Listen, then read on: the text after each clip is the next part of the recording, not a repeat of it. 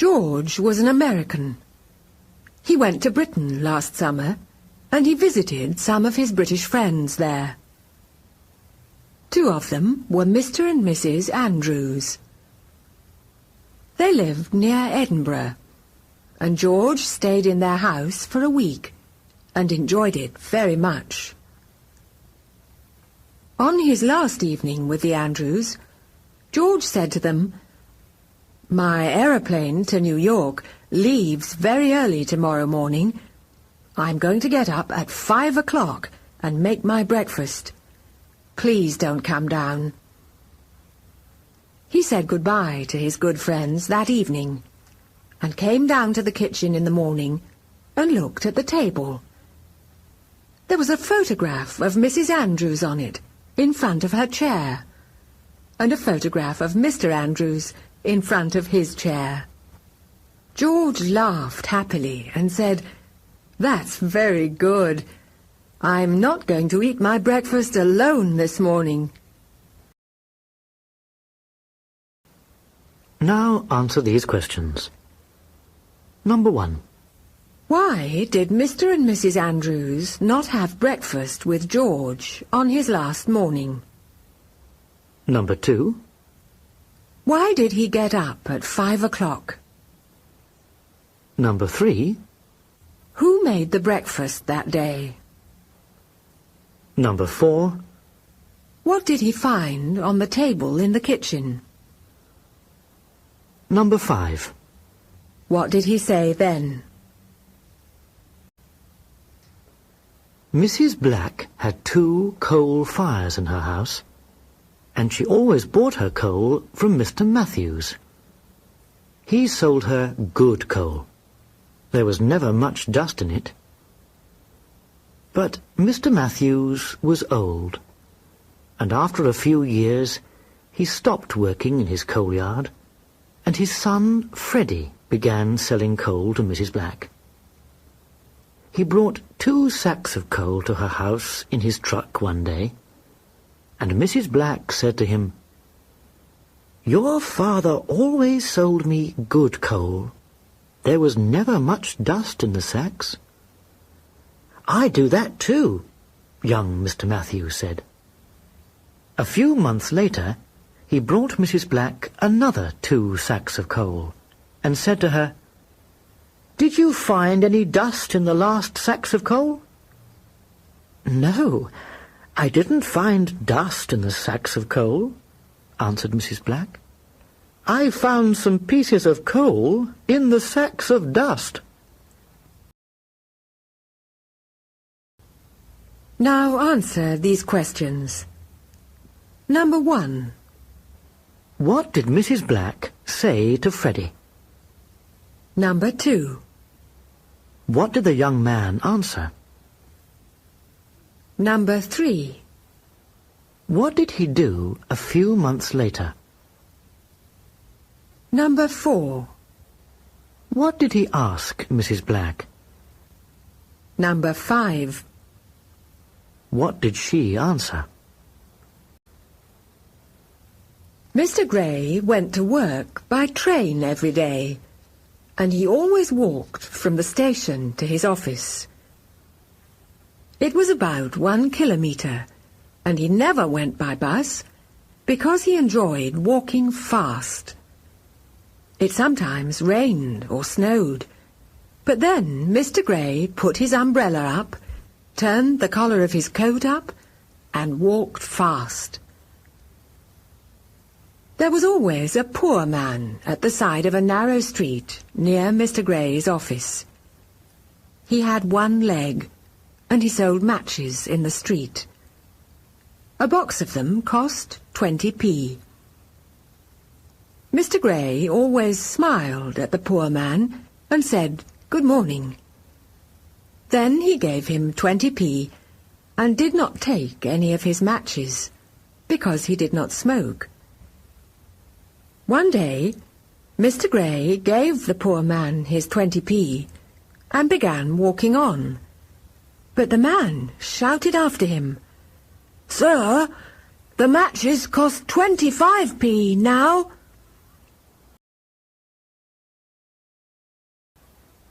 Now answer these questions. Number 1. Who did Mr. Gray always see in the street? Number 2. What did Mr. Gray always say and do? Number 3. Did he take any matches? Number 4. Why? Number 5. What did the poor man shout after him one day? Neil was 5 years old, and he had no brothers or sisters. He lived with his parents in the country, and there were no neighbours near his house. One Saturday, Neil's Uncle Fred came and visited them. He had lunch with Neil and his parents, and then Neil's mother went into the kitchen and washed the dishes, and his father went out and washed the car. "Stay here and talk to Uncle Fred," Neil's father said to him. "And show him your toys," his mother said. Neil showed his uncle his toys, and they talked for half an hour in the living room. Then Neil said to his uncle, "I'm going to go out and play with God in the garden now." His uncle was surprised. "How do you play with God, Neil?" he asked him. "It's easy," Neil answered. "I throw the ball up, and then God throws it back down to me." Now answer these questions. Number 1. Who had lunch with Neil and his parents one day? Number 2. What did Neil and his uncle do in the living room? Number 3. What did Neil say then? Number 4. What did Uncle Fred ask Neil? Number 5. And what did Neil answer? George and Jack were friends and neighbours. They were both policemen, and they sometimes went out together in a police car and drove around in town for a few hours. One evening, they got into the car at the police station and drove around from 8 o'clock to midnight. First, the town was quite quiet, but then, at 11:30, there were a few drunk people in the streets. George stopped the car, and Jack went to them and said, "Go home." Then there was another drunk man. George said to Jack, "Look, Jack, that man's going round and round a tree, and he's knocking at it all the time."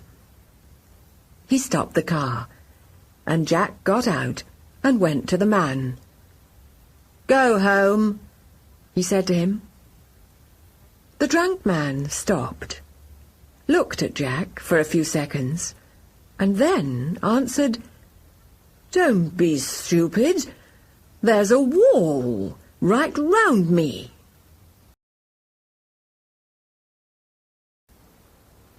Now answer these questions. Number 1. What did George and Jack do one evening? Number 2. Who did they see in the streets at 11:30? Number 3. What did George say to Jack after that? Number 4. What did Jack say to the drunk man? Number 5. And what did the drunk man answer? Mr. and Mrs. Richards were young, and they loved dancing and loud music, but they did not have very much money. They lived in a small flat and had a small stereo. They listened to it every evening and all the time on Saturdays and Sundays. Mr. and Mrs. Richards both worked hard in a shop, and after a year they had quite a lot of money. Then they went out and bought a big, new stereo. It played music much more loudly than the old one. Mr. and Mrs. Richards sometimes played music very loudly at night and danced in their living room for hours. Then, one day, Mrs. Richards met one of their neighbours on the stairs and said to her, "We've got a beautiful new stereo now. Come to our flat and listen to it this evening." "No," the neighbour answered. "Come to our flat and listen to it there." Now answer these questions. Number 1. How did Mr. and Mrs. Richards get quite a lot of money? Number 2. What did they buy? Number 3. Who did Mrs. Richards meet on the stairs? Number 4. What did she say to her? Number 5. And what did the neighbour answer? George never liked work very much. At school, he was always at the bottom of his class. Then he went and worked in an office, but he did not do much work there. There were big windows in the office, and there was a street below them. There were always a lot of people and cars and buses in the street, and George liked sitting at his desk and looking at them. George had a friend. His name was Peter, and he worked in the same office. But he was very different from George. He worked very hard. Last Tuesday, George stood at one of the windows of the office for a long time. Then he said to his friend Peter, "There's a very lazy man in the street. He began digging a hole this morning, but he hasn't done any work for half an hour." Now answer these questions. Number 1. Who was Peter? Number 2. How was he different from George? Number 3. What did George do for half an hour last Tuesday? Number 4. What did he say to Peter then? Number 5. Who were the lazy people? Tim Jackson was a rich young man. He liked girls very much, and often went out to dinner with them. He usually went to the same restaurant, but the waiters there did not like him very much, because he did not give them good tips, and because he always asked them difficult questions and then gave them the answers. Then the girls laughed and said, "You are clever, Tim," and Tim was happy. One day he took a beautiful girl to the restaurant. Her name was Susan. Tim said to her, "What are you going to eat, Susan?" She looked at everything, then said, "Those fish look good, don't they?" Tim looked at them and said, "Yes, they do. I know a lot about fish." Then he turned to the waiter and said, "Waiter, these fish are French, aren't they?" "I don't know," answered the waiter. "They haven't spoken to me."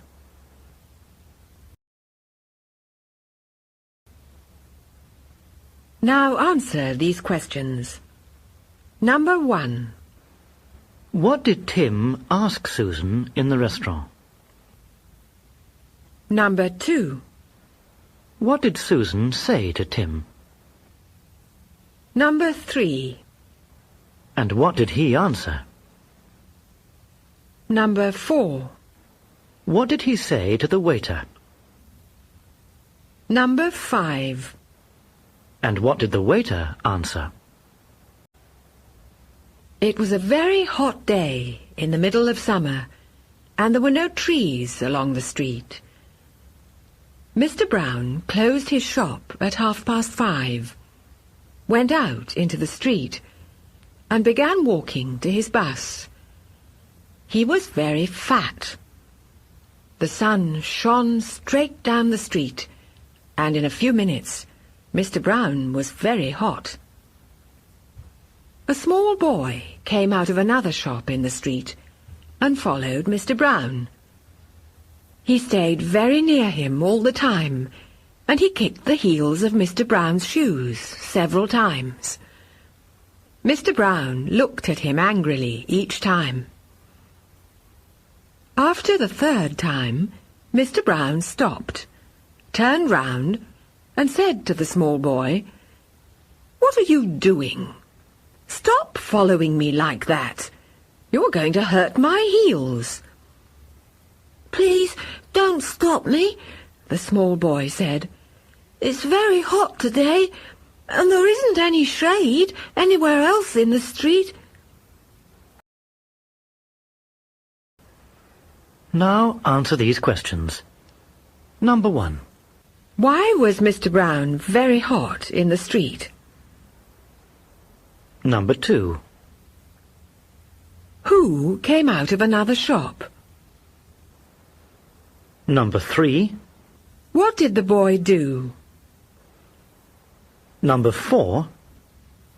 What did Mr. Brown say after the third time? Number 5. What did the boy answer? Harry has always loved aeroplanes. When he was younger, he said, "I'm going to go into the Air Force." But his eyes were not very good, and he did not get in. Then he said, "I'm going to buy a small aeroplane, and I'm going to have flying lessons." But small aeroplanes and flying lessons are very expensive, and Harry did not have much money. But last year, Harry found a new skydivers club near his home. The lessons did not cost very much, and Harry began going to the club every Saturday and Sunday and having lessons. Now he is a good skydiver. Last week, an old lady said to him, "You're a very brave young man. How do you jump out of an aeroplane like that?" "I'm not brave," Harry said, and he smiled. "I'm in the aeroplane, and I say to myself, it's going to crash in a few seconds. Then I'm very afraid, and I jump out quickly." Now answer these questions. Number 1. What did Harry do at the club? Number 2. What is he now? Number 3. What did a woman ask him last week? Number 4. What does Harry always say to himself in an aeroplane? Number 5. What does he do then? Why?